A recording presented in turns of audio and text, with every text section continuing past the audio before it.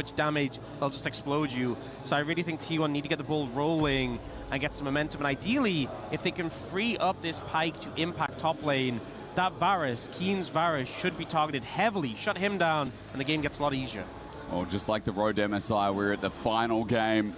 T1 triumphed, went to MSI, and Gen.G stayed at home, onlookers at the event. This time they've been knocked out, but moved to the third place match where T1 stand in their way. Revenge would taste amazing in Paris, just like all the food does. But the real question is, can Gen.G bring us a game one like we saw in this series? Because that was exceptional. That's what it's going to take here. I've made my production team hungry. Don't worry, there's another best of 5. They can eat during that because that is going to be a delight. And I'm not talking about the support. I love this tech, because getting a ward in the lane brushes is so important for top laners, especially in a rangeless melee matchup. So we see Duro come over and put the ward down level 1, but Carrier comes over and sweeps it. And it's just a little funny interaction matching that. Carrier's, and I talked about him impacting top lane. I was thinking, you know, maybe after like 3 minutes. He's there now. He is. Duro sniffers it though. Lane swap meta. Okay, let's stick it around. Quick base from Carrier, maybe. Still hovering. Duro cancels his base. So does Carrier. And so both supports are going to be late to this lane. Solo experience for Pays and Rule Up. He keeps just canceling. Keen just checked to see if Carrier is actually back in, and now he's gone. By the way, Duro soaked a minion from top lane. Carrier did not. So, might be a small EXP difference. I mean, Doran's going to hit level 2 here first, despite there being a range matchup. The calls are out as well, so Doran on the next wave will have 2, will have the E, but Keen, obviously, he's going to be able to get the auto attacks down on the minions first, which does mean that they match level 2 at the same time. Now we're retaining to bot lane.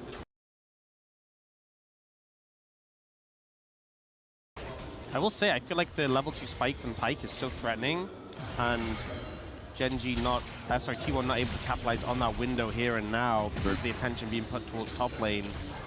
Does give a bit more freedom to Duro and Ruler. Notably as well, Duro has gone for Aftershock.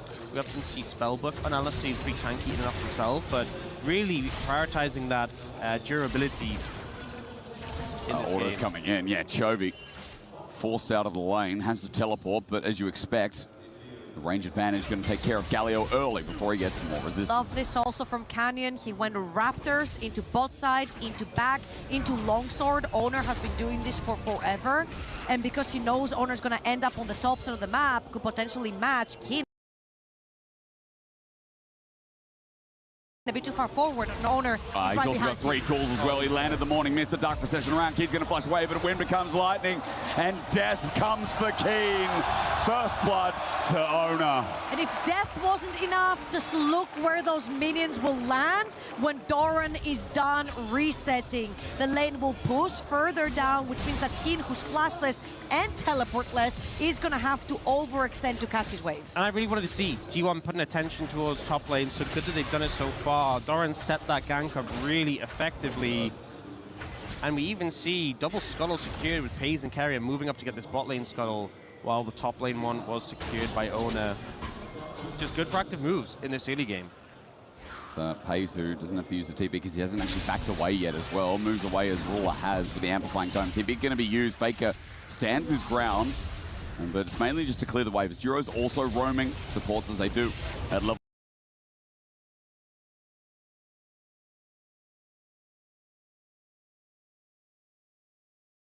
2, just crossing bridges in the mid lane.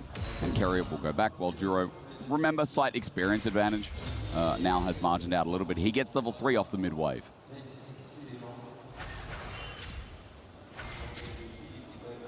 Carrier fishing for an angle down here in the bot lane. The CC layering very threatening. He spots Canyon, I believe. He'll see Duro right now. Spots Canyon on the ward that was placed earlier. So they do know the whereabouts of the Pantheon. And again, this Gen.G composition truly unlocks at level 6 the Galio plus Pantheon that can hit the side lanes. Hopefully they can play to get some more money, potentially into Ruler's Seraphine, as Kin, not gonna lie, he's a little bit cooked up topside, especially with where the wave has been kept from Doran this entire time. Makes it really, really difficult for Keen to walk up and CS. Meanwhile, it looks at bottom lane, headbutt pulverized. Duro's found a mark. It pays. Yeah, the crowd's a bit confused, but Duro finds an angle. Just a big overstep. The fact that the Alistair can get behind you and set up that headbutt without even using flash. You know you're in a bad position then, and it's an easy pickup. You are this immobile mage, and it's just an easy handover to Canyon on this Pantheon. Nicely done, King. That's where you want your gold in the early game. Pantheon is going to be the moving piece in the entire Gen G composition. So getting that extra gold, the extra first item. Now with the Tunneler in the inventory, Canyon really has the chance to impact that early game. There's a ghost in the water. Carry out Bone Skewer is nice under Ruler. Halo Blades come through, but he didn't get the last 2 auto attacks of it. Pace just gets chunked out. And right now, Ruler and Duro chilling in yet another laning phase here in this series. Yeah, Ruler low mana, so he has to reset to get out here. And this was just, you know, Carrier can kind of do things like this because he's on Pike. He can go aggressive. But look how far forward Pace was. Yeah. Trying to grab the Grom. Oh my god. And then the headbutt back into the pulverize, into the stun. No getting out of that. No one takes his Grom. No, he is pals with that Gromp as Canyon looking around for an angle, maybe looking for a bit more deep information. Going to spot out jungle attention here from Ona, especially on that ward. Over this next scuttle, level 6 to be acquired. That's from Canyon especially. Ona a little bit behind on the EXP game as very looking for a Bone Skewer, delays Canyon a little bit, but as he gets that ward and keen here to auto out, especially with level 6. No one wants to walk into this level 6 Varus as the kill threat definitely there. And Pays, speaking of kill threat, a couple more of those and Ruler will have his number. Duro also shows up in the mid lane wave next to Chovy, so T1 knows that there is a numbers advantage in this river for Gen G. They're gonna let go of that Skull Crab. Cannon very, very close to his level 6. He's gonna get it off his camp right now. And this is where the threat happens. Level 6 on Chovy, level 6 on Canyon. Dragon is up. Where is Canyon going to use his first ult? He's just gonna fly in with Chovy, that's for sure. Dragon being an Infernal for the stats to start. Grubs up in 1 minute 30. Carrier hovers again. Faker looking for the push out as well as Chovy takes a decent chunk, but with the null magic mantle, it's getting better here. The Chovy on the Galio. Hopper's come in from T1. They've sent the Yorick down to the bot lane, and we have Hayes up top side. We actually saw, so Keen walked most of the way top lane. You can see him in the base now. They were late on this. He walked most of the way top, and now he's beelining towards the bot lane. T1 head and tempo when setting up this swap. They're trying to match, seeing the Yorick down the bot lane. Great catch-hawks. They want to play for potentially the next Dragon, and also having Keen around on the shortest route possible, matching that Yorick down bot lane. He's going to grab that wave just in time, so the extra distance is not going to be so punishing. I feel like when he hits every creep, he's most likely going to almost equalize in CS versus Doran right here. As Keria is hovering around mid, going towards the top of the map where Pace is waiting on Syndra. We're spotted out by a quick scrying scuttle here as Ona walking over as well.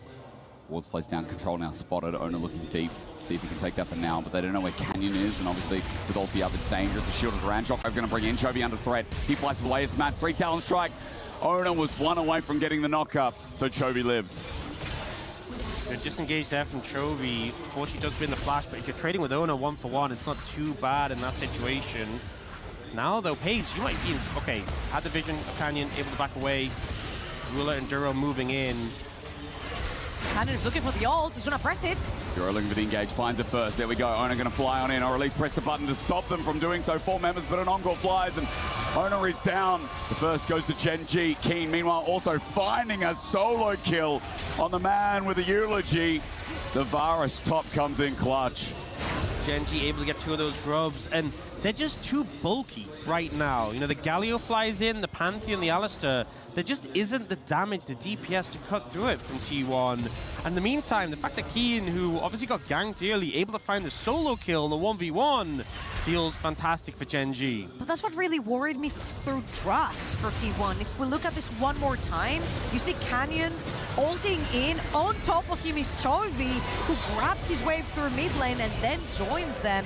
And my problem right here is that Syndra is more of a burst mage. Orianna with the shockwave becomes a burst mage as well. I do not see the consistent damage from T1. And their consistent damage could be Doran, but he's currently losing on a winning matchup on the side lane. Yeah, look for the angle, but couldn't chase Keen too heavily because he was so close to tower. And once Keen has lethal tempo stacked up, he's such a threat. Doran overstepping there. And the thing is, in that fight around the grubs, Duro didn't even have ult, and they still couldn't kill him. Yeah. So once he has that level 6, it's going to be an even harder target to cut through. Dragon is up and available, and likely a focus point now. We can see Canyon moving over towards it, and they have a good amount of vision in favor on that banana brush. You can see Chovy clearing on the control ward now, and there is a Scryer as well, so I just don't think any way for T1 to contest this. It's a really cool way that Gen G are approaching the fights, depending on whether they have that Pantheon Galio ult combo or not. Right here, they're just walking in, they're playing melee range, they're engaging the Dragon, they're looking to play inside their own bubble, whilst at the Void Grubs, they allow T1 to walk in, and then they're re-engaged from range, which then utilize very well the two semi-globals that they're sporting. Really nice way to showcase how to use the comp, whether you have that ability or not. And nothing pressuring them from having to force themselves to a play without it. For now, those cooldowns almost back up and available for Canyon and Chovy. And T1 hovering around the topside play, it looked like Duro was just waiting for the step up from Doran, especially without the eulogy of the Isles. The 1v2 threat, the 1v1 threat just really isn't there from the Yorick. And the sustain and the insane damage that comes through. And I think what's gone well for Gen G, they've been patient, they've been controlled, and Duro's been moving to match Carrier, and Carrier just hasn't been able to have the impact on the Pyke, and this pick is absolutely on a timer. It's going to just be less and less useful as the game goes on, especially in this Gen G composition. So even though the gold is pretty close, I'm starting to feel a bit concerned for T1. They need to start making some proactive plays and finding some momentum somewhere. Talking about T1 being concerned, 9 seconds on that Pantheon ult, and Paze is all alone down that bot side of the map. Raptors is what Pantheon is on right now. However, you're looking at top lane being pushed for T1, bot lane's being kind of pushed by T1 from Paze right now. It's going to take a reset, but you have to expect that now that Thunder Sky is complete for Canyon, he's going to be looking for his next victim. Flash Bone Skewer is a whiff. You don't often say that. Duro disengaged with the headbutt. T1 still want to follow it up. But they're out of gap closes. They are getting desperate, Orcs, I think. That was so close. Duro with a little sidestep. He had heal as well for the movement, but didn't use it. And Carrier commits the flash. You can see he really wants to make things happen. Speaking of making things happen... Doran will have the ulti. Will he pull it out? Flashes instead. Chains of Corruption going to land at max range. Pressing that E now for the ulti. It's a little bit late, though. Doran going to get chunked, and the wife will die. Ona comes in late. The hero's entrance. Ona gets out of it, if only just. The ball now on his head, looking for an audacious charge. Faker needs a shockwave as Paze misses the stun. It's only a one-man onto Canyon. He gets the stun. Ona crescent guards, a re-engage, but Canyon running for his life. Surviving for now. Carrier with the engage gets flashed on by Keen.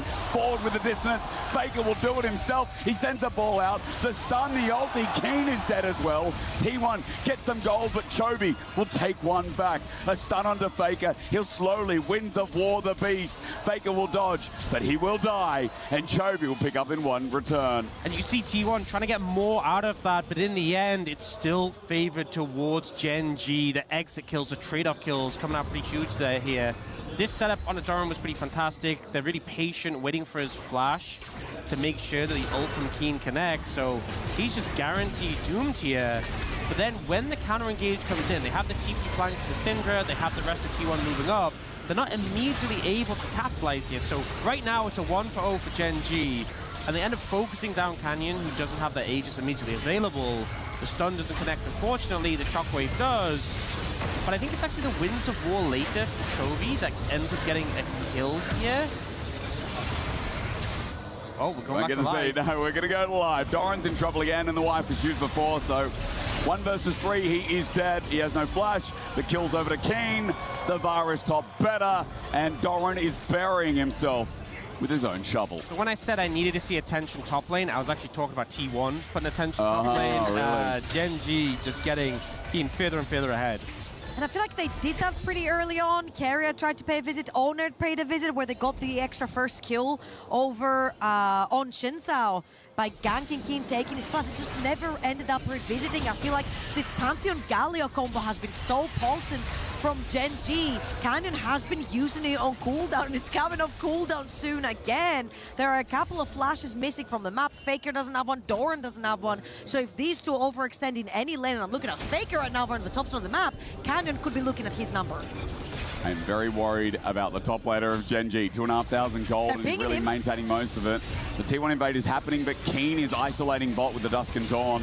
So while there is some gold going down, there is more arguably going to this Varus, who is going to take the first turret at 14 minutes in the game.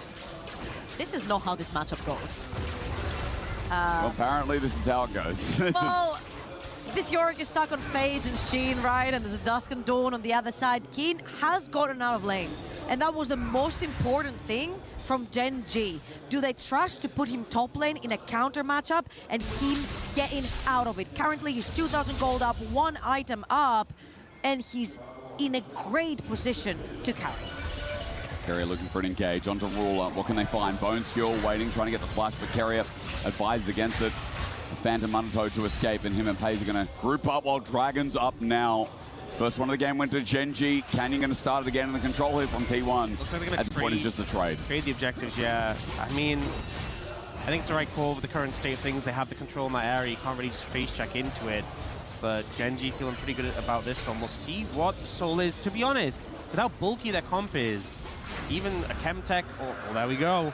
I think it still works very well with the composition. Yeah. These bulky frontliners going to be even harder to cut through. The shielding and healing that comes to as well going to be very high value. So if Gen G get the hands on this, it's going to be so difficult to deal with. And I'm looking at Chovy as well. We already know that Galio, very good against mages. He has Abyssal Mask and the upgraded Merc Treads.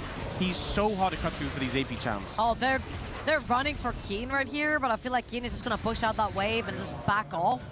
He knows that if he overstays, somebody will show up from T1 as they always do. I feel like the T1 rotation for that Dragon right there was perfect with Faker over on the top side whilst being shattered by his team, so he cannot get shut down through the top side of the map. So Faker got some time to actually push under Chovy's tower and get a bit of CS. I feel like they're going to very heavily rely on that Orianna to make plays. Oh, do you guys see that sign? When does G2... Yeah, why did you point... answer No, that? why did you point this out? Because people can't see.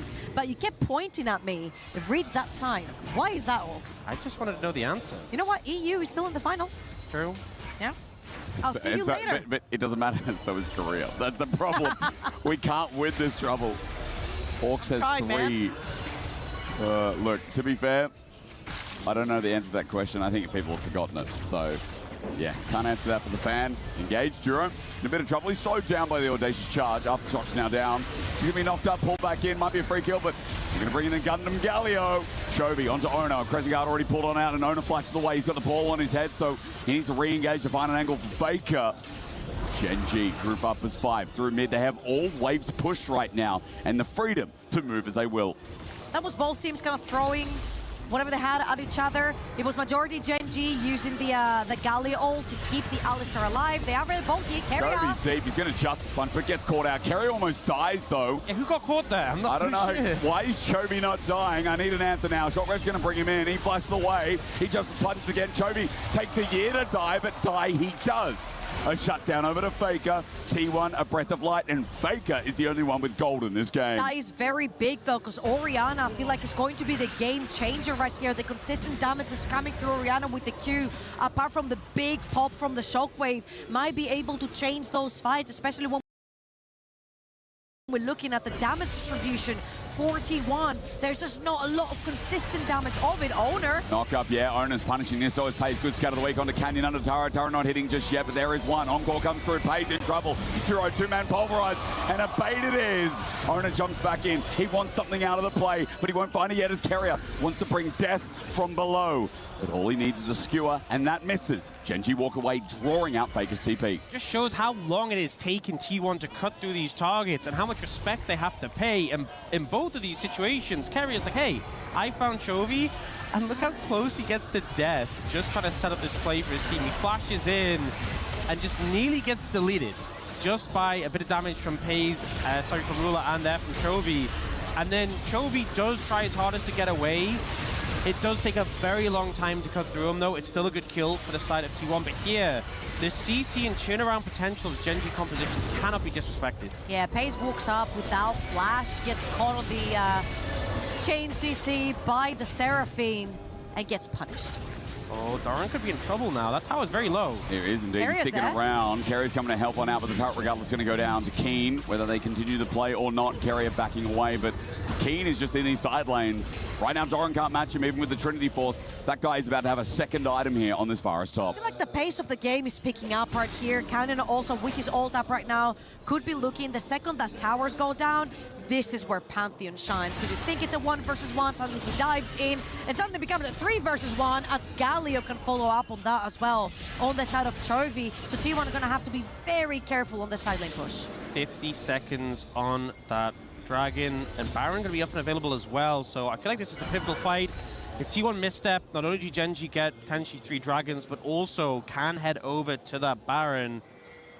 They don't have the most DPS of any composition, but they're very bulky, so they can withstand it. If they get a clean fight, they will just take that objective. They will indeed, and Keen now also just picked up his second item, so let's call that a power spike. He's got a proto belt now on this Virus top.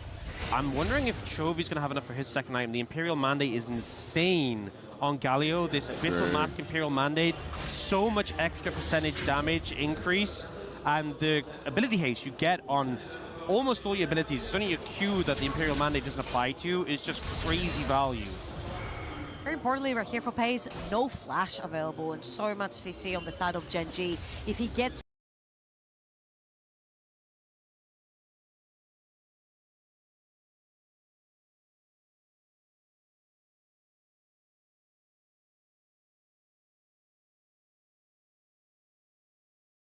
caught or tipped by the Seraphine ult, then the chain CC comes through, and we saw him overstep over in mid lane and just getting one shot. So very important for Pace to not get caught as T1 are approaching, trying to get some vision.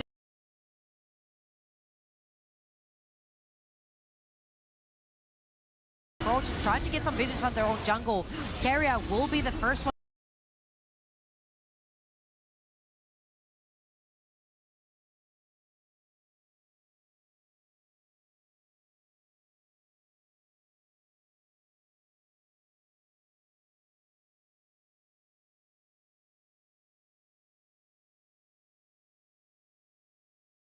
To stand forward, but Gen G have already started it. His Umbral Glaive has been used. Len's now down as well. Gets a bone skewer to start us off, but this Dragon feels like it's gone. Owner's coming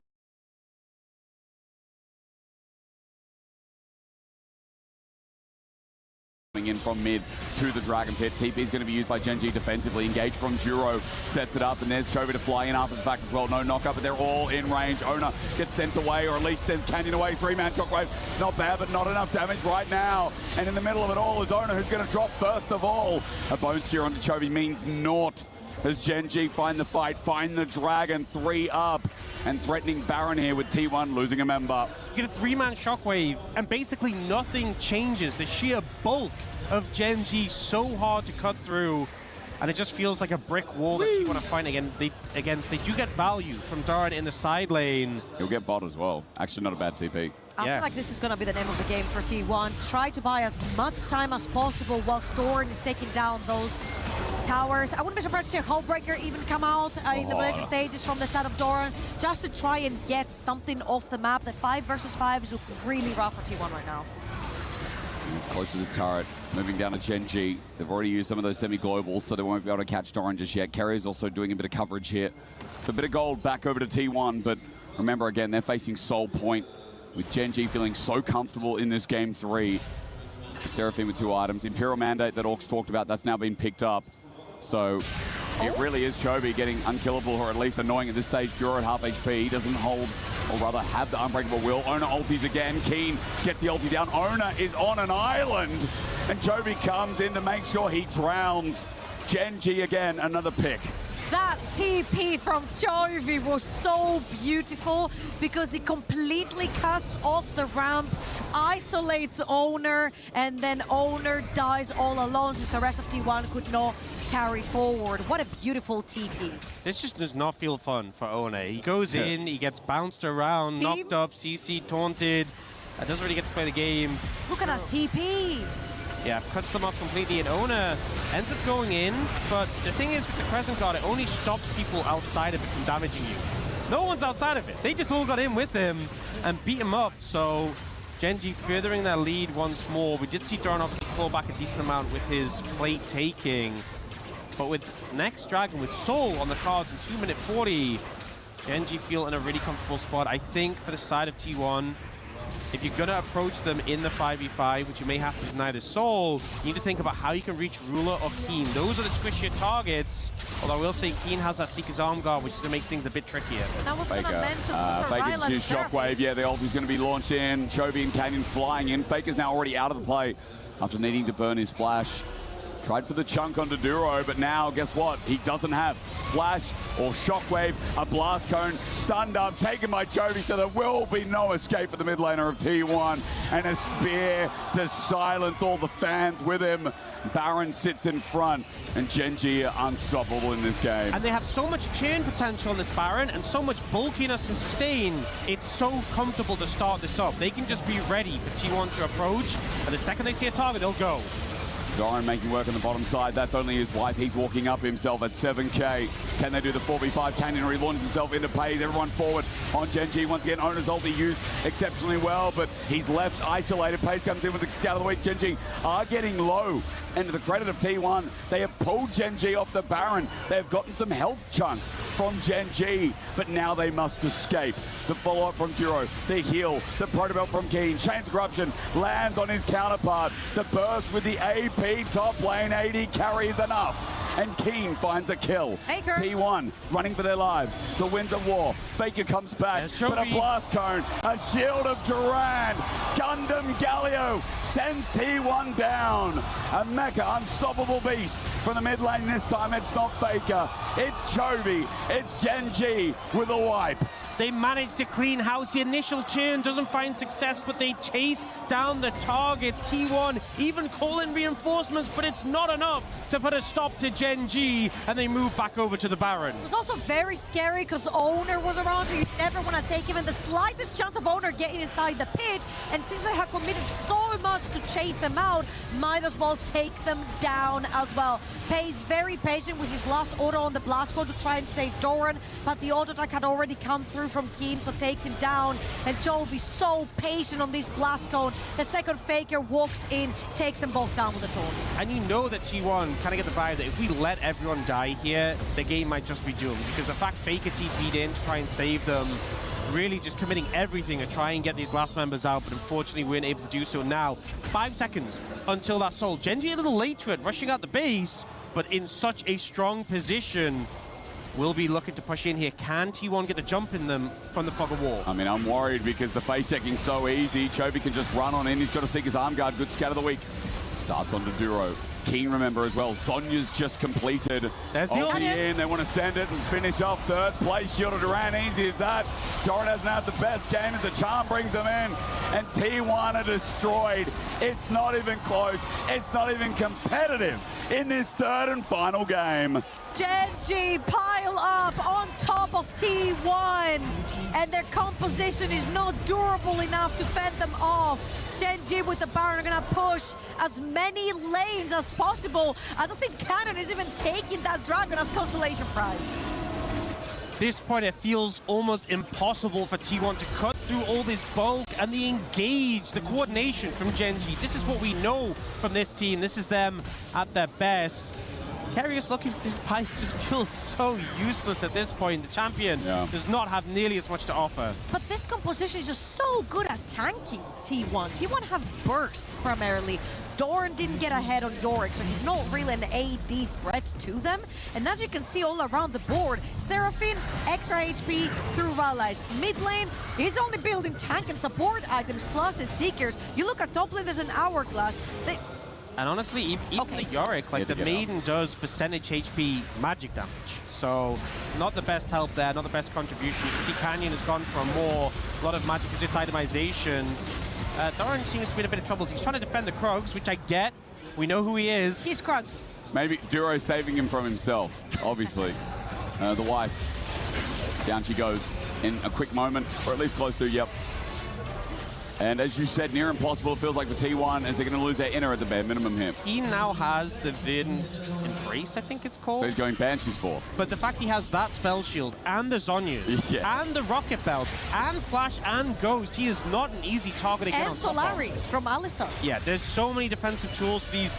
I say squishies, they're not even that squishy. Look at the health bars of the Seraphine and Varus. It's becoming so difficult. It already was so difficult. For T1, you can see the Baron power play over 5,000 in favor of Genji. Moments away from silencing what is a majority-based T1 crowd here at EWC 2026. And in Paris, hasn't been many cheers for this third game because I think they've known the comp has set itself up for success in Gen G. An engage tried by Doran, but a Mega Blast Cone from Duro that builds the space.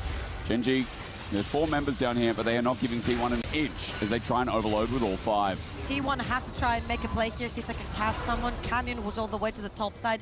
No TP to join. His ult was not in range to join. He had to reset as well to get an extra item in his inventory. Now Rift Maker for the Galio, so a lot more damage coming through as well as tankiness. And T1 just missed the window. Gains corruption, dodge out of the way with the Proto Belt. The burst is insane. Fake it with the shortwave for Keen goes golden. You can't kill him. He's got too many tools. As Duro sends Owner once again into the middle of Gen G, which I'm sure he's getting pretty bloody sick of right now. The Winds of War hits pays a double down. The base in tatters. 29 minutes, and Gen G are going to take it home. There's only a Yorick and a Pike to defend the base. Don't think there's anything Doran can do here. He's going to flush away. Gen G are going to chase, but the Nexus turrets are next. A Pantheon sure, but Doran is out of his own base, sent out by Chovy. Gen G matched by DK, but T1 are just another day in the woodwork for the LCK team. And while it was a rough tournament that they're not defending their title, at least they'll be able to take down their rivals in T1. Now it won't be yet, as Kerry does drop. Owner's coming up in 5. Fake is now alive. Gen G will have to retreat as Shockwave brings him in, but Chovy buffers with the Justice Punch. Shield of Duran, Winds of War, Faker dies on the respawn. Owner gets back as well. A scatter of the week, but Chovy's right back in. You can't stop him, and I doubt that you can kill him as well. The next Nexus turret, they turn and go, you know what? We've killed another one. Let's get the Nexus. 3rd at EWC 2026. Unable to defend their title, but able to defend their honor versus T1. Gen G will win their final match of the tournament, and the reigning champs unable to reclaim that same prize, but will get the 3rd place finish and get revenge against T1, who denied them in the road to MSI. I felt like there was so much patience in this best of 3 from Gen G. From draft to execution in that particular last game, they just knew if they play this game clean, they get to the item breakpoints. There's no way T1 has enough damage to beat them, and they were right. There was such a nice pace to that game if you're a Gen G fan, right? It felt useless. It felt so hard to watch if you like T1 because Gen G just held their control. We talked a lot about the comp. I think also talking about how Keen just, once again, on another 80 carry top, kind of smashed Doran out of the woodwork, even though Doran had that great Cassante game. It wasn't enough here. And on the Yorick, fell short. I think Gen G are a team who are so good at dictating the pace of the game and controlling it. T1 needed to get things rolling, needed to get things going, relying on Carrier's Pike, and it was just too hard, too thin odds, too thin chances to make things work. But always, this series delivers. Gen G against T1, always a legendary matchup. It's always nice, it's always great. And you know, back to LCK for both. And we'll see what the final split has to offer before Worlds. Both have high expectations on their shoulders. The fact that they bowed out of this tournament and had to play this 3rd place match was already a surprise. But I think a lot of T1 fans will be asking for more, especially with a loss against Gen G after their loss to G2, after the loss to KC. May sound negative, but it's a hill to climb that T1 can do, as Gen G are the winners and Ruler is standing by on stage for his 3rd place interview. He is indeed, as Gen G locks in that 3rd place finish. Paris, make some noise for Gen G! Standing by here with Ruler. You came here to defend your title. It wasn't to be. How did you find the energy and passion after yesterday's loss to come here and compete against such a fierce rival and play so well? 일단 룰러 선수 승리 축하드리고요. 일단 타이틀을 다시 가져오진 못했지만 그래도 어제의 패배 이후로 이렇게 다시 와서 또 강적인 또 라이벌인 T1을 상대로 이렇게 승리하게 되셨습니다. 사실 그 원동력이 무엇인지 정말 궁금합니다.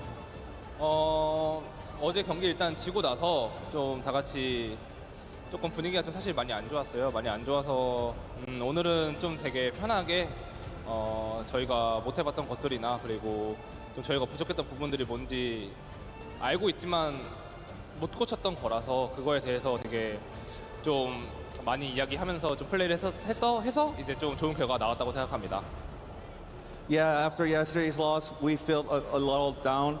However, yeah, let's play much comfortable as possible. So we try to do things that we didn't do, and we didn't fix our mistake last time. However, we just tried to fix this time, and I think that worked as well. Now, of course, you'd much rather have been in that grand final and competing for the trophy, but coming third and winning here against T1 comes with its perks as well.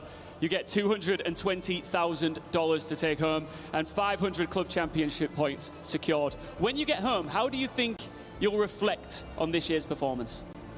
이제 타이틀 디펜더에 실패를 하셨지만 그래도 상금 22만 달러와 함께 클럽 챔피언십 500포인트를 획득하시면서 이제 돌아가시게 됐습니다. 그래서 올해 이번 대회에서 이제 룰러 선수의 경기력을 좀 돌아본다면 좀 어떤 평가를 해주실 수 있을까요? 이번 EWC 와서 제 경기력에 대해서 좀 생각해보면 그냥 좀 마냥 좀 잘하지 못했던 것 같아서 좀 계속 아쉬움이 많이 남는데요. 좀 좋지 못했고, 네, 그냥 좀 아쉬웠다 생각합니다. 제 폼에 대해서. Yeah, honestly, I don't think I can say good words to my performance individually. So I'm disappointed to my performance in this EWC. Yeah, that's it. I think everyone here would love to know, Ruler, who you think will win the grand final. Will it be DK or will it be Carmine Core who takes the trophy home? 이제 다음 경기 그래도 결승이 좀 기다리고 있는데 DK와 KC 중에서 어느 팀이 이길 것 같으신지 예상을 한번 말씀해 주신다면요. 진짜 좀 어려운데요. 제 생각에는 이번에 뭔가 느낌이 카라민코프가 우승할 것 같다는 느낌이 좀 듭니다. It's hard to say. However, I have a feeling that Carmine Corp will lift the trophy. So Ruler thinks that Carmine Corp will lift the trophy. We're going to get to that later, but one more time, what a performance from Ruler and his team in the third place finish. Paris, one more time, make some noise for Genji!